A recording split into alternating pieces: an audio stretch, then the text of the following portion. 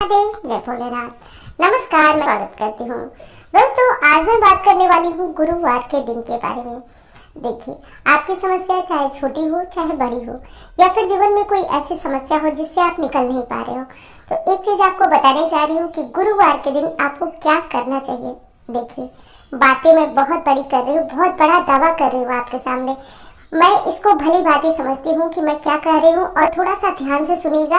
और मैं अब भी कह रही हूँ कि जो आपके मन में जो भी समस्या हो, जितनी भी बड़ी समस्या हो, आप उस समस्या के लिए इस उपाय को कर सकते हैं आराम से। बस एक शर्त है कि भगवान पर भरोसा रख करके और आप इस उपाय को करेंगे, फिर देखिए जीवन में कैसे चमत्कार होता है। तो उसके लिए भी रामबाण प्रयोग है, ये ध्यान से सुनिएगा और अपने जीवन में इसको लागू करिएगा। वीडियो अच्छी लगे तो चैनल को सब्सक्राइब करिएगा, लाइक जरूर कर दीजिएगा। दोस्तों, पहली चीज है कि आपके जीवन में चाहे लक्ष्मी की कृपा चाहिए, या आप रोग बीमारी से परेशान है, या आप मतलब कोई शत्रु है जो आपको परेशान कर रहा है, चाहे कोई कर्जा है, चाहे संतान आपके खाना नहीं मान रही, सब मिलाकर मैंने पहले ही कहा ना कि चाहे जितनी बड़ी आपकी समस्या है, चाहे जो भी समस्या हो, उसके लिए करना यह है कि आपको गुरुवार के दिन से, किसी भी गुरुवार से ये काम आप कर सकते हैं।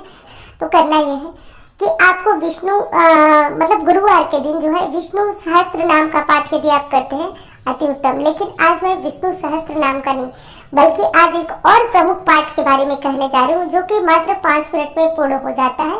और इस पाठ के फायदे अनेक हैं। वो है राम रक्षा स्तोत्र, कि यदि हम ये स्तोत्र गुरुवार के दिन से पढ़ना प्रारंभ कर देते हैं, और ज्यादा नहीं, सिर्फ 16 गुरुवार ये काम करिएगा।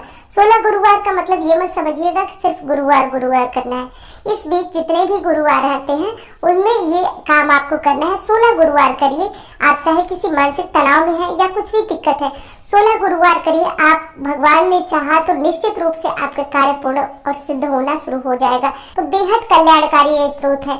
मैं तो ये भी बता रही हूँ आपको कि पूरे मन से यदि बैठ करके भगवान श्री राम की मूर्ति फोटो के पास इस स्त्रोत का पाठ मात्र करने लगिए, आप देखिएगा ना, आपका सिर भारी होने लगेगा, आंखें बिल्कुल ऐसे लगेगा कोई एक शक्ति, अद्भुत शक्ति आपके अंदर आने लगती है। इतना ज्यादा प्रभावशाली है। तो गुरुवार के दिन से करिएगा। सीधे गुरु मजबूत होते हैं इस पाठ को करने से, और बेहद छोटा ये पाठ है। तो इस पाठ को करना शुरू करिए। कम से कम 16 गुरुवार इस नियम का पालन करिए। महिला है तो पीरियड के दिनों में छोड़ दें बाकी के, लेकिन 16 पूरा करना है आपको। आगे के दिन बढ़ाकर आपको पूरा कर लीजिए। और हाँ, जब भी कोई उपाय करते हैं, कोई पाठ करते हैं, एक चीज ध्यान रखिए, पूरी मेहनत पूरी लगन से। ये नहीं कि हम खुद को धोखा दे रहे हैं, आज तबीयत ठीक नहीं है, आज यहाँ जाना है वहां जाना है। अब आप समझिए कि आप किस तरह व्यवस्था करेंगे, लेकिन कोई काम बिना लगन के पूर्ण नहीं होता, यह आप नोट कर लीजिए।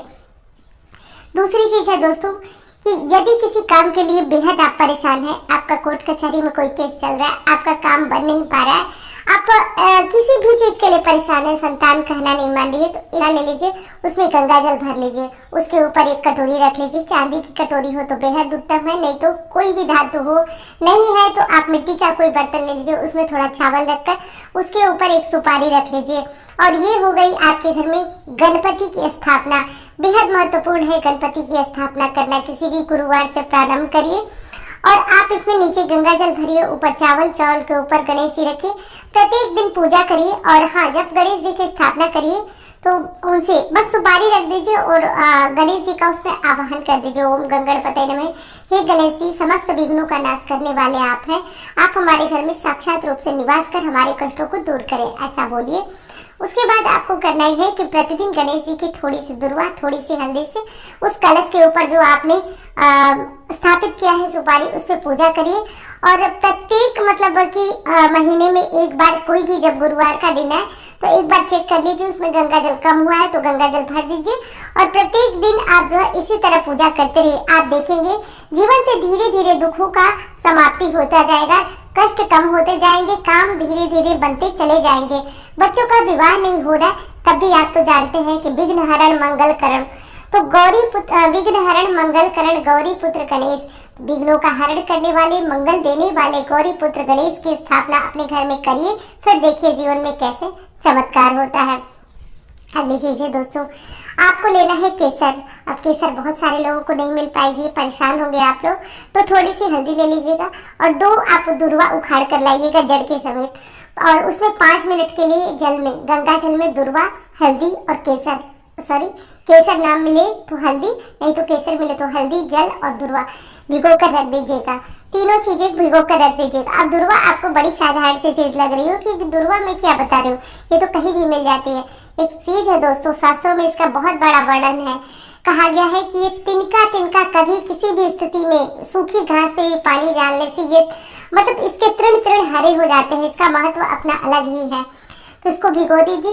भिगोने के बाद 5 मिनट रखने के बाद अपने घर के मंदिर से शुरू कर आप हर गुरुवार को, ये काम सिर्फ गुरुवार को करना है, बाकी चीजें जो मैंने बताई वो रोज करना है, लेकिन ये हल्दी वाला जो जल है केसर वाला वो आप गुरुवार को पूरे घर में आप छिड़केंगे। टॉयलेट को छोड़कर छिड़क दीजिए। जहाँ पे अपना कैश रखते हैं, ज्वेलरी रखते हैं, वहां भी इस काम को करिए और करिए तो करिए। देखिए आप अद्भुत प्रभाव इसका मिलता है। आपके भी बताइएगा कि और आप लोग बता जरूर दीजिएगा। इससे बहुत लोगों को प्रेरणा मिलती है, क्योंकि जब लोग टूट जाते हैं ना, वो उपायों पे भरोसा नहीं कर पाते हैं। तो कम से कम वो लोग जो लोग लाभान्वित हुए वो बताएंगे, तो कम से कम उनको भी कुछ पुण्य का मतलब हिस्सा उन्हें भी मिलेगा, क्योंकि लोग जो है उनके कारण लाभान्वित होंगे। तो अब अगली चीज ये करनी है दोस्तों कि आपके घर में जो भी भगवान विष्णु की फोटो है, मूर्ति है, सबसे पहले तो मैं कहना चाहूंगी कि आप किसी भी कष्ट में हैं तो आप भगवान लक्ष्मी नारायण की मूर्ति लाइए। देखिए फोटो से पूजा करते हैं अति उत्तम, लेकिन मूर्ति लाइए लड्डू गोपाल स्वरूप में या किसी भी स्वरूप में, आप सेवा करें उनकी। कष्टों का इससे समापन होता है। जिस घर में वो रहते हैं वहाँ मंगल ही मंगल होता है। और उनको क्या करें कि आप गुरुवार के दिन अपने हाथों से कुछ बनाइए। जैसे थोड़ी सी चने की दाल भिगोकर आप हलवा बना दिए, कोई भी व्यंजन, चने की दाल का लड्डू बना दिए, बेसन का लड्डू बना दिए, जो भी आपसे बन सके अपने हाथों से बनाइए और तुलसी की मंजरी उसमें डालिए और भगवान विष्णु को उसको भोग लगाइए। वो भोग लगाने के पश्चात आप अपने घर में जितने भी सदस्य हैं जो आपके साथ हैं, आपके पास रह रहे हैं, सबको भोग दीजिए। और संयोग बस यदि जैसे कि बच्चों की पढ़ाई नहीं अच्छी चल रही है, या फिर कोर्ट कचहरी का आपका काम अटका हुआ है, या फिर आपके घर में धन नहीं रुक रहा है, तो जो तुलसी मंजरी आप भोग लगा रहे हैं उसको आप एक कागज में या एक कपड़े में इकट्ठा करके, और आप यदि बच्चों का मन नहीं लग रहा है पढ़ाई में, तो उनके बुक और कॉपी के बीच वो तुलसी मंजरी इकट्ठी करके प्रतिदिन, मतलब कि हर गुरुवार की तुलसी मंजरी, ये काम भी आपको हर गुरुवार ही करना है। हर गुरुवार चने की दाल का हलवा, लड्डू कुछ भी बनाकर भोग लगाना है तुलसी मंजरी डालकर। भोग लगाने के बाद उस तुलसी मंजरी को खाने के बजाय आप जो है उसे बच्चों की किताब कॉपी में, मतलब उसको बांध कर रखिएगा कपड़े में या कागज में, वो इधर उधर बिखरनी नहीं चाहिए। या फिर आप अपने जहाँ पे रुपए पैसे रखते हैं वहां रख सकते हैं। कोर्ट कचहरी के कामों में विजय नहीं मिल रही है तो आप वहां भी अपने जो कागजात रखते हैं उसके साथ इस चीज को रखिए, फिर देखिए प्रभाव कैसे अच्छा होता है।